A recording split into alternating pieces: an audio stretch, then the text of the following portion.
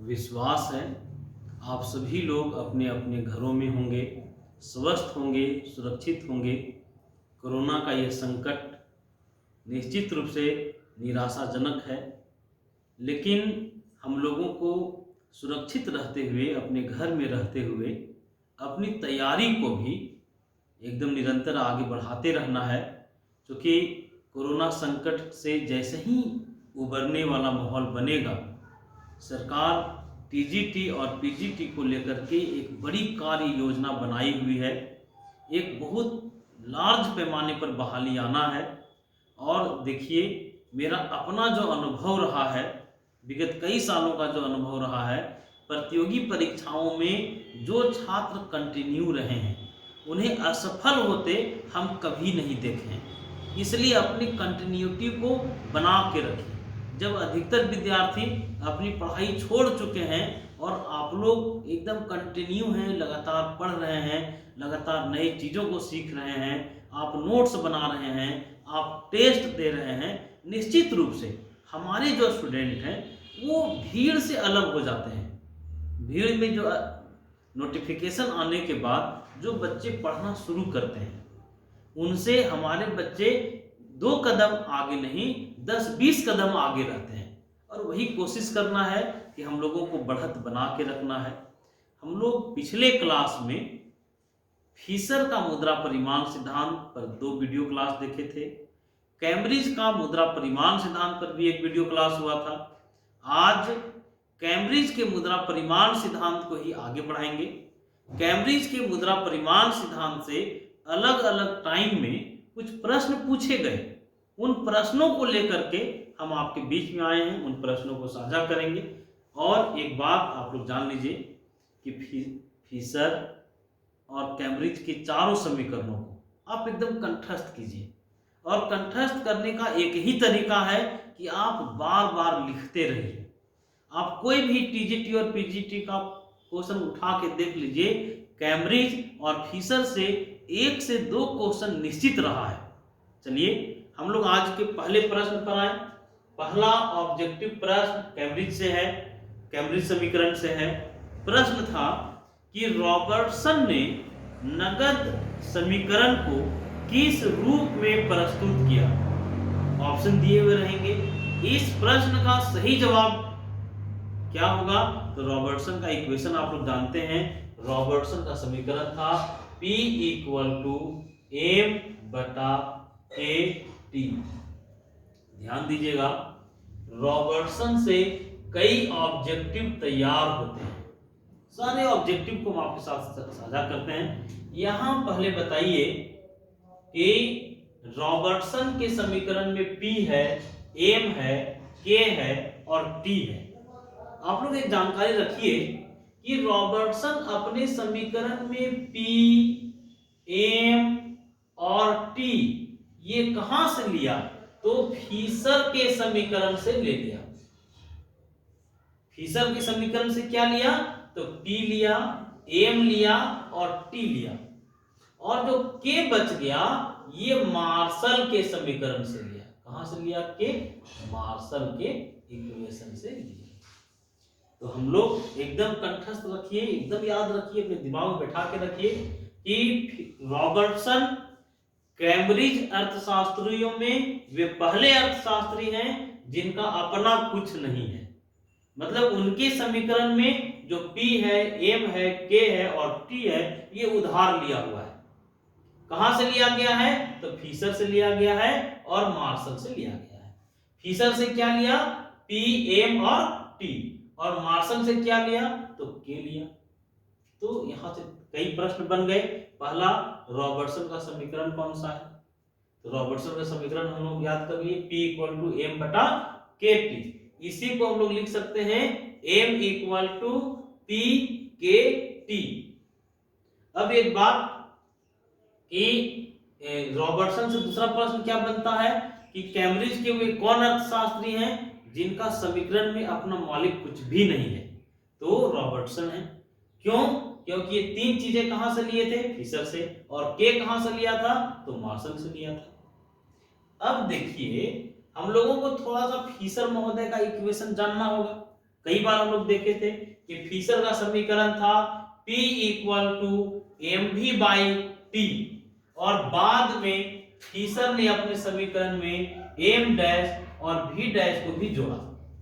हम लोग फिशर के समीकरण में जानते हैं P का मतलब कीमत स्तर है, m मुद्रा की मात्रा है, v मुद्रा का चलन वेग है, m डैश साख मुद्रा की मात्रा है, v डैश साख मुद्रा का चलन वेग है, और t वस्तु और सेवा की मात्रा है।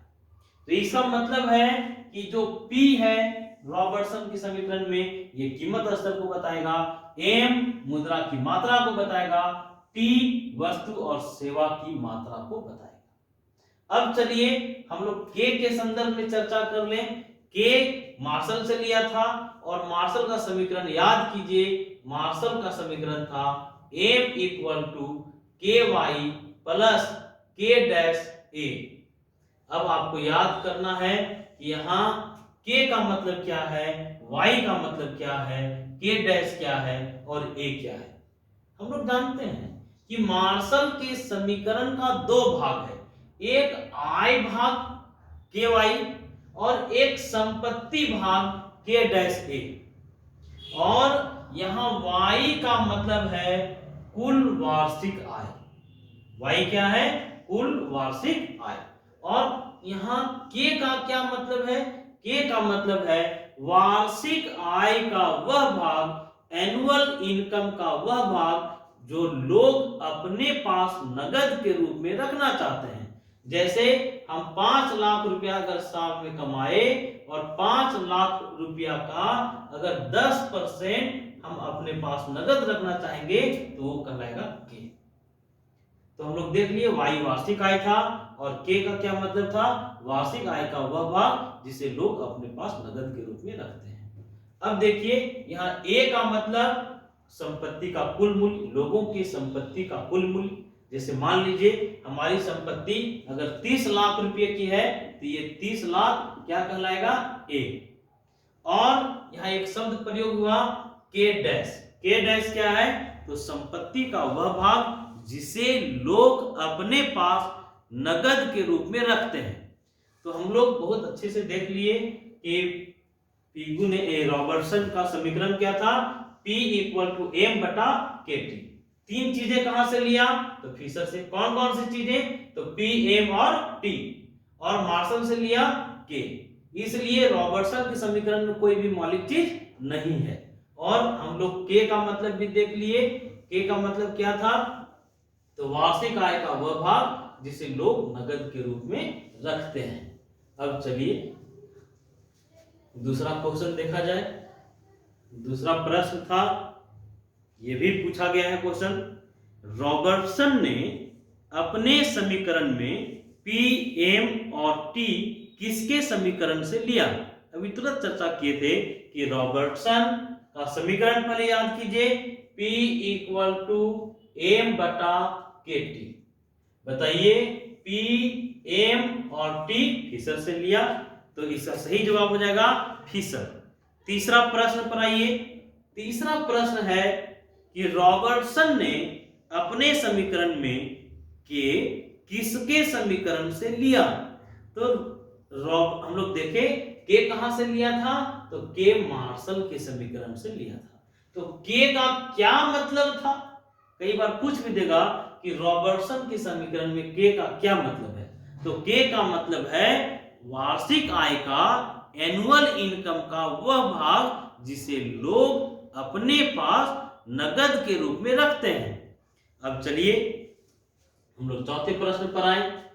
चौथा प्रश्न क्या है?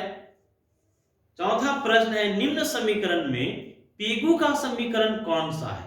एकदम याद करने का ट्रिक है। जैसे रॉबर्टसन का समीकरण क्या था? P इक्वल टू m बटा के टी।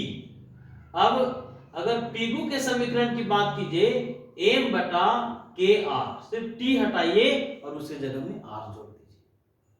तो देखिए हम बार बार कहते हैं कि जैसे रॉबर्टसन का समीकरण देखिए, पीगू का समीकरण देखिए, बहुत ज्यादा अंतर नहीं है। एग्जाम में कंफ्यूज होने का बहुत चांस है। अगर रहेगा निम्न में से पीगू का समीकरण है, अगर कई दिनों से आप नहीं पढ़े हुए होंगे तो वहां एकदम कंफ्यूज हो सकते हैं। इसलिए बार बार रोटेट कीजिए, बार बार चीजों को दोहराइए।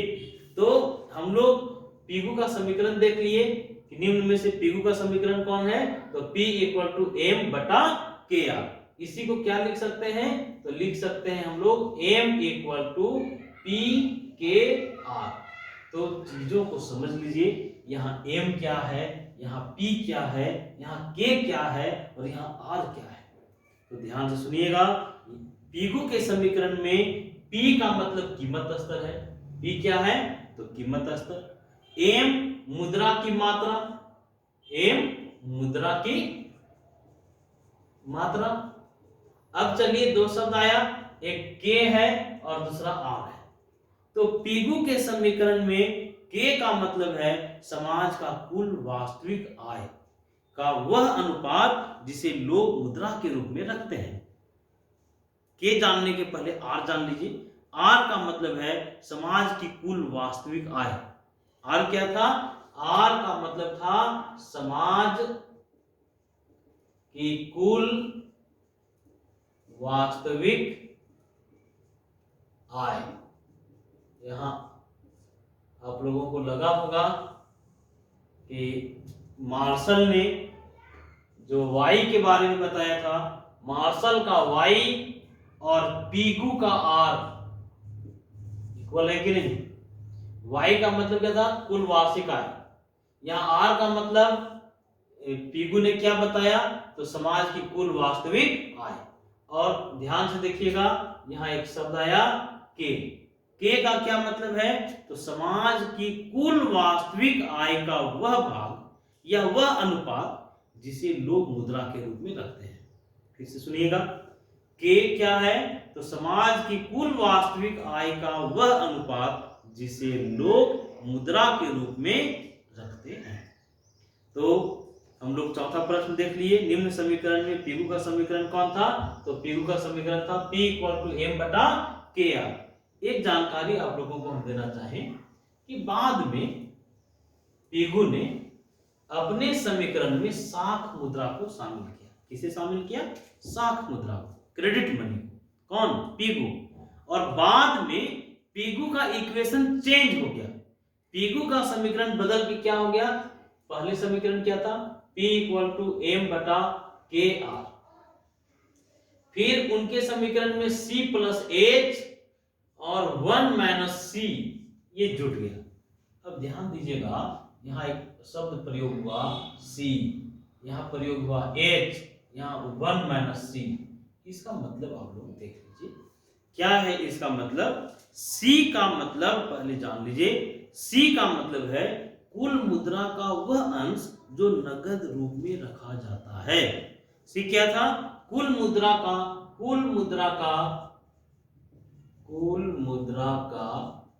वह अंश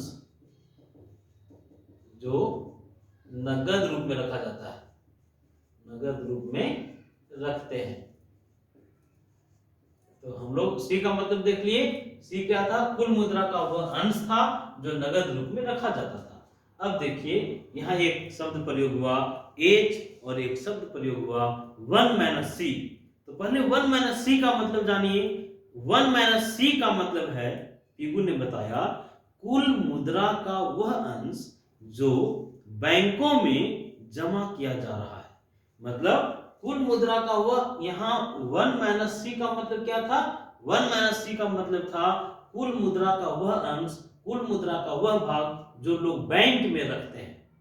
ये है 1 माइनस सी। तो H क्या है, H का मतलब था बैंकों में कुल जमा रकम का वह भाग जो बैंक नगद के रूप में रखते हैं। मतलब 1 माइनस सी का मतलब था कुल मुद्रा का वह अंश, वह भाग जिसे लोग बैंक में रख रहे हैं। जैसे मान लीजिए हम बैंक में 1000 रुपया रखें, ये 1 माइनस सी है। अब 1000 रुपया का कुछ भाग बैंक अपने पास नगद रूप में रखेगा। याद कीजिए, इसको हम लोग SLR कहते हैं, संवैधानिक तरलता अनुपात कहते हैं। बैंक अपने जमा धन का एक निश्चित भाग अपने पास नगद रूप में रखता है। क्यों रखता है भाई? ग्राहकों को भुगतान करने के लिए। तो हम लोग 1 माइनस सी का मतलब देख लिए, कुल मुद्रा का वह भाग जिसे लोग कहां रख रहे हैं? तो बैंक में रख रहे हैं। एच क्या है? तो एच का मतलब था बैंकों में कुल जमा का वह भाग जिसे बैंक अपने पास नगद के रूप में रखता है, जिसे हम लोग क्या कहते हैं? SLR। तो बाद में पीगू का समीकरण क्या हो गया ये देख लिए। क्या जुट गया था उसमें? C प्लस H और 1 माइनस सी। 1 माइनस सी का मतलब क्या था? कुल मुद्रा का वह अंश जिसे लोग कहां रख रहे हैं? बैंक के पास। यहाँ H का मतलब क्या था? तो H का मतलब देखे SLR, और हम लोग यहाँ C का मतलब देखे कुल मुद्रा का वह अंश जो नगद रूप में रखा जाता है। अब चलिए हम लोग 5वें प्रश्न की ओर आए। लेकिन व्यवहार में अगर बात कीजिए तो पीगू का सिर्फ यही समीकरण प्रयोग में आता है, P इक्वल टू M बटा KR, यही यूज में आता है। अब चलिए 5वें प्रश्न की ओर। 5वां प्रश्न है, ये 5वां हम लोग देख लिए। छठा प्रश्न की ओर हम लोग आए। छठा क्वेश्चन था, केन्स ने अपने किस किताब में मुद्रा परिमाण सिद्धांत के समीकरण का प्रतिपादन किया? देखिए कई बार लोग कंफ्यूज होते हैं। जैसे ही बात केन्स की आती है, लोगों के दिमाग में एक बात आ जाता है कि केन्स का एक विश्वविख्यात किताब है जो 1936 में पब्लिश हुआ, the general theory of employment, interest and money. लेकिन एक बात अपनी जानकारी में आप लोग रखिए कि केन्स महोदय पीगू से सहमत नहीं थे। पीगू के समीकरण से केन्स सहमत नहीं थे, और केन्स एक समीकरण दिए थे अपना, उस समीकरण पर हम लोग कल चर्चा करेंगे। और अपना समीकरण किस किताब में दिया? तो ये ट्रैक्ट ऑन मॉनेटरी रिफॉर्म में दिया। किसमें? ये ट्रैक्ट ऑन मॉनेटरी रिफॉर्म, ये केन्स की किताब है। इस किताब में केन्स ने अपने मुद्रा परिमाण सिद्धांत के समीकरण का प्रतिपादन किया। तो आज के क्लास में हम लोग 6 ऑब्जेक्टिव प्रश्नों पर चर्चा किए। आप लोग अपनी कंटिन्यूटी को बनाइए, लगातार पढ़ते रहिए। कोरोना का जो संकट है इसको हम लोग अवसर में बदलने का काम करें। धन्यवाद।